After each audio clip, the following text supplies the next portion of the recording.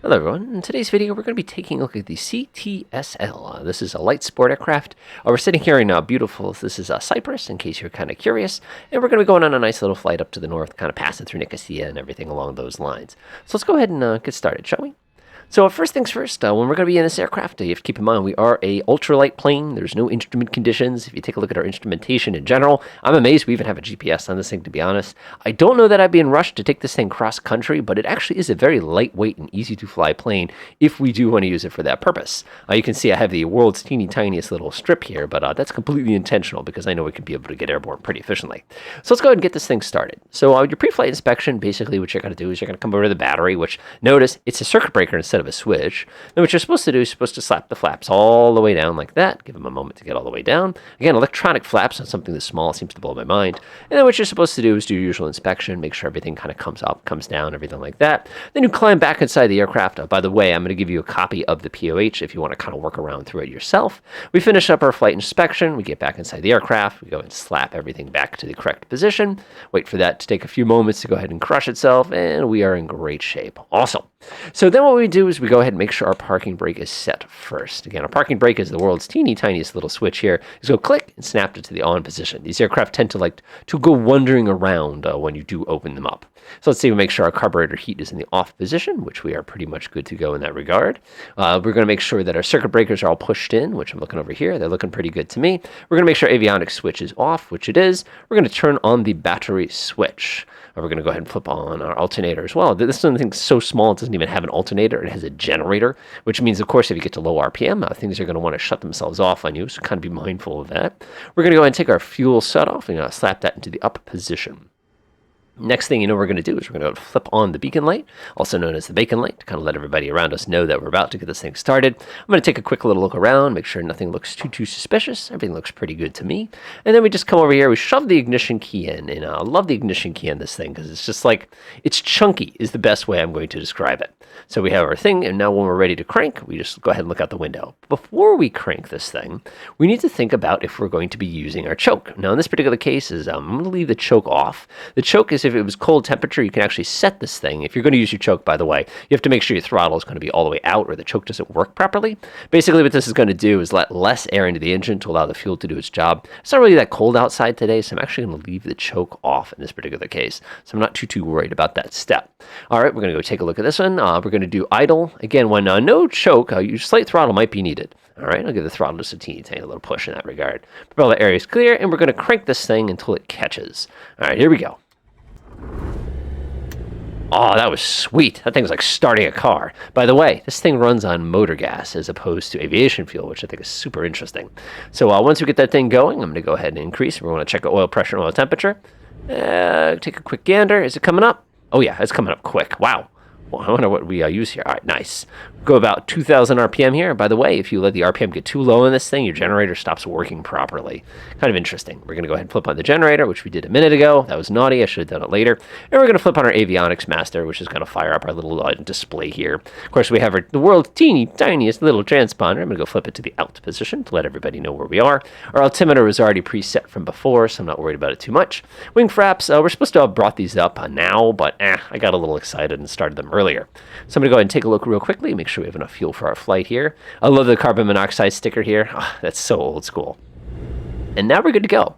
So this aircraft, usually you're supposed to wait about 2 minutes of about 2,000 RPM to get this thing up to temperature. Again, you're looking for 50 degrees Celsius is going to be our minimal oil temperature. My oil temperature is 100 degrees Celsius, so we're more than warmed up. So we're pretty much ready to rock. So I'm going to go ahead and look out the window real quickly. As you can see, we don't really have a heck of a lot of runway. I'm going to turn my volume down. Sorry about that.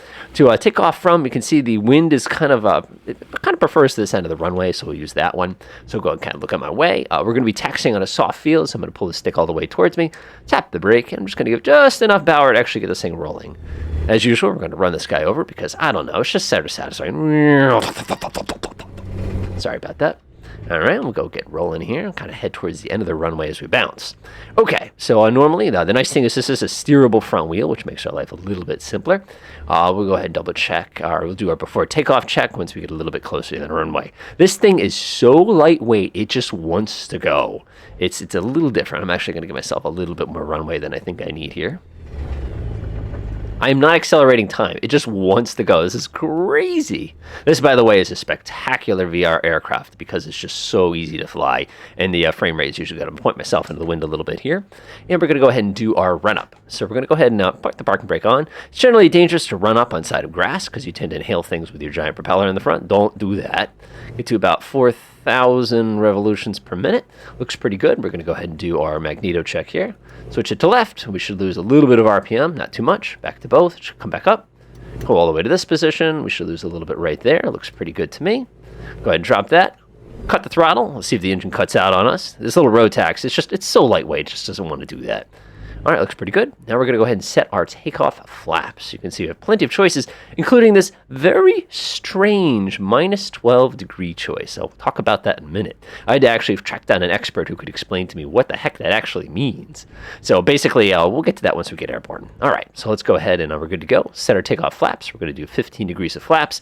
15 degrees of flaps is going to get us a very, very quick, it's a 55 knot nose up. But of course, if you look at my airspeed indicator, we're not in knots. So if I wanted to use knots, I'd have to bring up this little display over here. Again, the way I brought this display up is you can just bop the 3D vision button or map button. It's whatever works for you. I like the 3D vision because now I can see exactly how fast I'm going. All right, let's go ahead and release my parking brake. I'm going to bring myself over to the runway. Look down real quickly here. Very difficult to see everything. Whoa, man, does this thing want to go. I'm going to flip on my landing light right there. Go ahead and bring myself onto the world's shortest runway here. Set up just a little bit of parking brake. This is so I believe it's 514 feet for those of you who are curious about just how tiny this runway is. All right, I'm going to go get myself as much runway as I can here. Oh my, is this going to be enough runway? All right, so takeoff power for this one is full throttle, which is awesome. But we have a 5-minute limit over 5,500 RPM. So here we go. Go ahead and gently push the throttle forward. It's got to crouch. I'm going to release the parking brake. And off we go. There's 20 knots. 30 knots, 40 knots, 55 knots, and we're airborne. Delightful. And welcome to Cyprus. For those of you who have not flown here before, this is an interesting environment because they've got so much variety of terrain in basically one country. It's absolutely fascinating. I'm going to go ahead and gently bring up my flaps there. Nose is going to sink just a teeny tiny bit, and now we need to select our climbing speed. Now, this is an interesting thing about this aircraft. If you remember a moment ago, I was mentioning the fact we have negative flaps.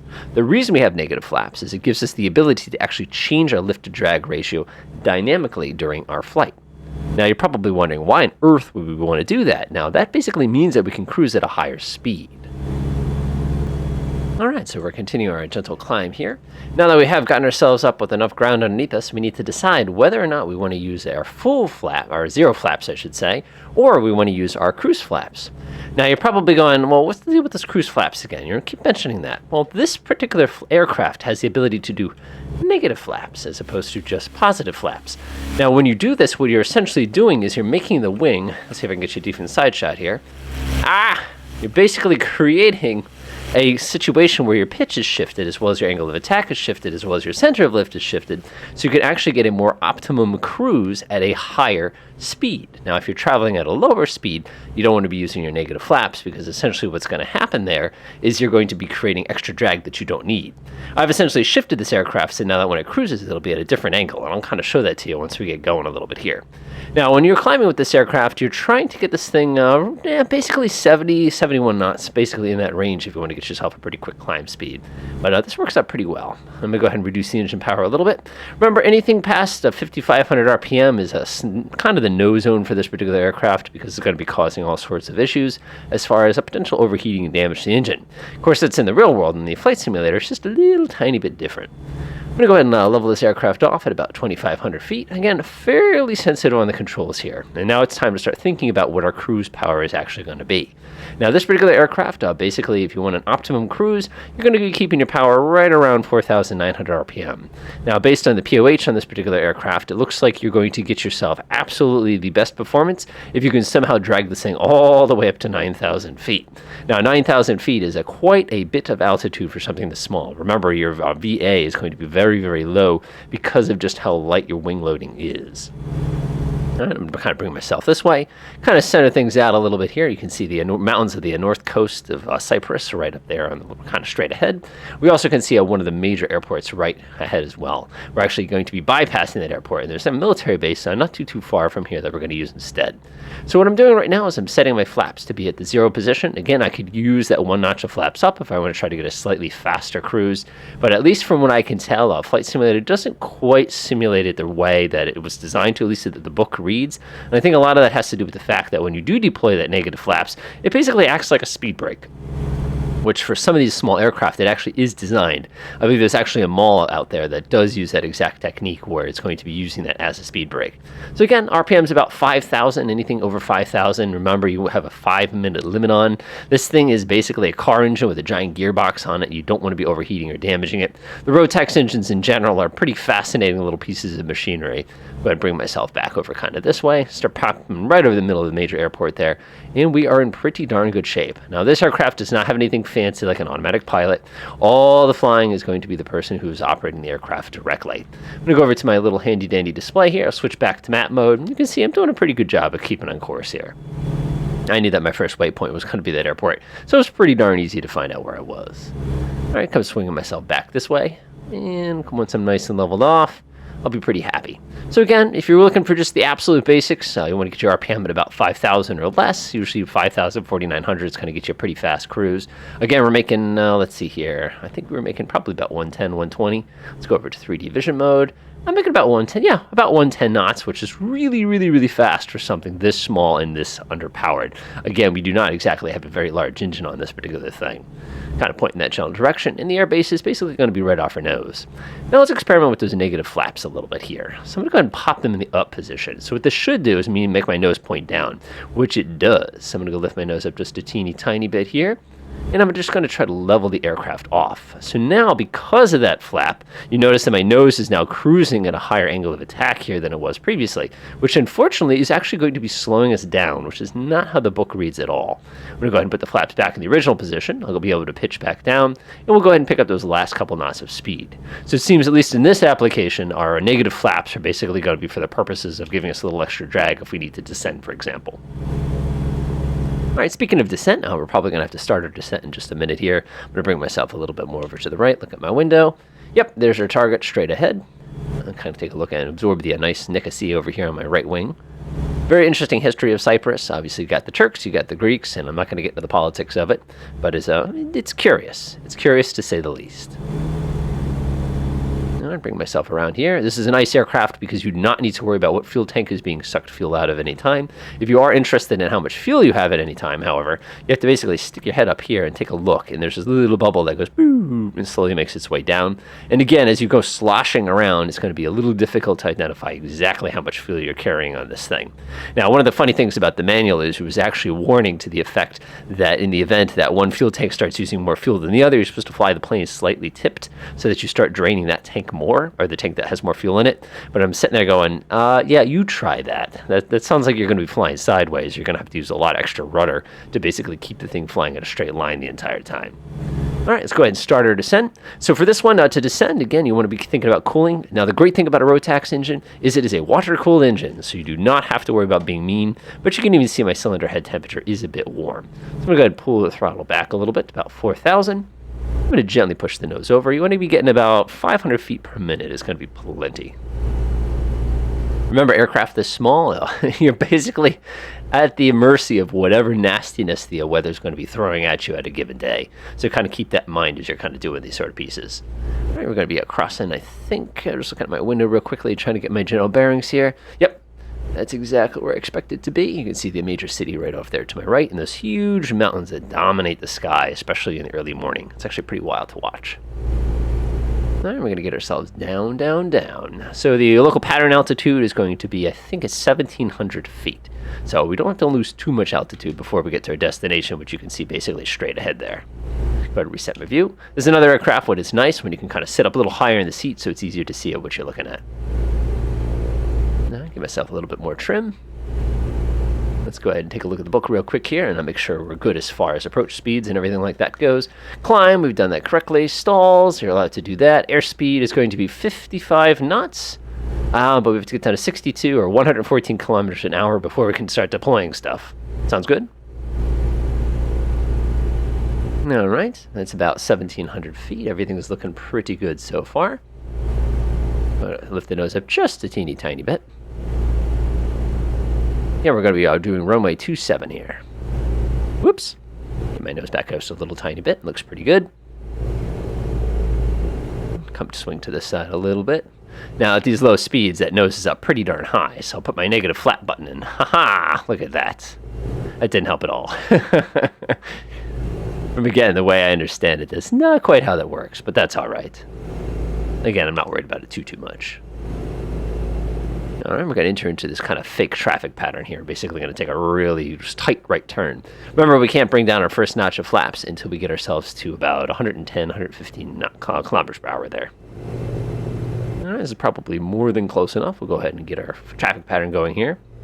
Start reducing speed. Again, we don't have to worry that much about the engine overcooling because of the fact this particular aircraft has a liquid-cooled engine. I've actually overturned that a little bit here. And I'm going to lift the nose up just a little bit more. Go over my left wing, and we're basically pulling ourselves right beam the runway here. Bring it a little bit more to the right. Looks good. Go ahead and pop that first notch of flaps down. I believe we've crossed it. A little fast, but that's all right. Let's go ahead and begin our 500 feet per minute descent. Again, we're looking for 45 degrees off the end of the runway, just like it is in any aircraft. I've got the throttle completely at idle right now, and we're still picking up pretty good speed. Our final approach airspeed is going to be around 55 knots. I'm starting to feel the effect of that wing. Again, we're not a very heavy airplane. We got ourselves out plenty of traffic this morning. Always interesting. I'll start probably taking my left turn here, start getting myself ready for my landing. Very difficult to see the runway. In the real world, you actually have a window above your head in case you tip too much and you can't see. Ooh, I feel like that's just a little bit too much. Lift that nose up. Trying to keep our speed down here. Bring down our next notch. And I think we're looking pretty good now. Try to square ourselves off to the end of that runway there. I'm liking that pretty much right there. I think we're just a little on the low side, but that doesn't surprise me. Keep cruising here, keep cruising. Yeah, it looks pretty good. I think we probably could have done a much tighter traffic pattern here, but I'm not complaining too much. Kind of keep an eye on the end of the runway there. We'll go ahead and pull ourselves final, get our last notch of flaps in, bring our speed down nice and low, and we should be pretty much ready to land this thing. I love those mountains. That's so cool. All right, let's go ahead and start bringing that turn in here to bring us up for our final approach. Do it nice and gentle. Last notch of flaps goes down as well. We want to get to our final approach speed. Get this thing going even slower. Really start dropping the speed. We're going to try to get ourselves right around 80 kilometers an hour or so. Nose up. Okay, starting to get a little sloppy on the controls, but that's all right. And we want to straighten out just a little bit here in just a moment. Try to get ourselves at the end of the runway. Hey, there it is. We've got ourselves a pretty hefty crosswind there, but nothing too terrible. And I love these little light planes because you can just bring them down to stupidly dangerous speeds.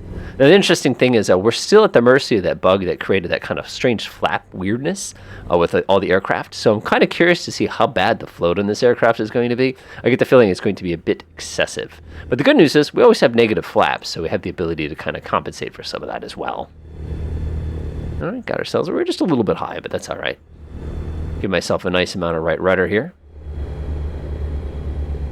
Just kind of cruising. Man, these things are so slow. I could get out and walk alongside them. Beautiful little architecture here. You get your Turkish as well as Greek influences.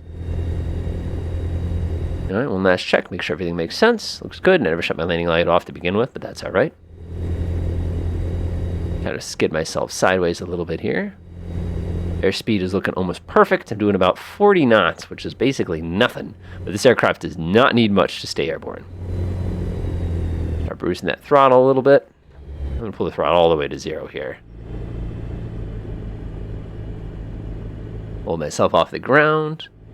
Lift that nose up just a little bit. And wait for the bump. Nice. Go ahead and flip up my negative flaps. And you want to brake as gently as possible because we are on a soft field here. Give ourselves a little bit of brake, and we have reached our destination. Nice. That's a pretty cool plane. Definitely not difficult to fly. This is a great trainer plane. I do not recommend taking it out if it's a windy day. You're going to get jumbled, to say the least. Go ahead and pull myself off the runway here. Go ahead and hold the brake nice and gently. Go ahead and stop it. Rev the sucker up and shut the fuel off. Nice. Go ahead and flip the key to the safe position. Go ahead and pop out the generator, and we are good. All right, so that concludes it for this video. Again, a nice, gentle flight. Now, we didn't have to do anything too excessive there. I was looking through that handy-dandy POH, and you got to be real careful because there's two different airplanes with very similar names. Enjoy.